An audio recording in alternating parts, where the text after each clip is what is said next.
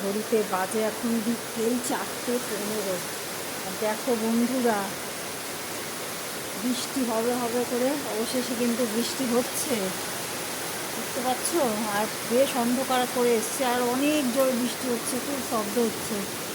কি মজা! আজকে তো আর আমাকে ছাদে গিয়ে গাছে জল দিতে হবে না, বৃষ্টিটা উপভোগ করছি, ঠান্ডাও হবে, গাছগুলো জল পাবে, খুবই মজা লাগছে।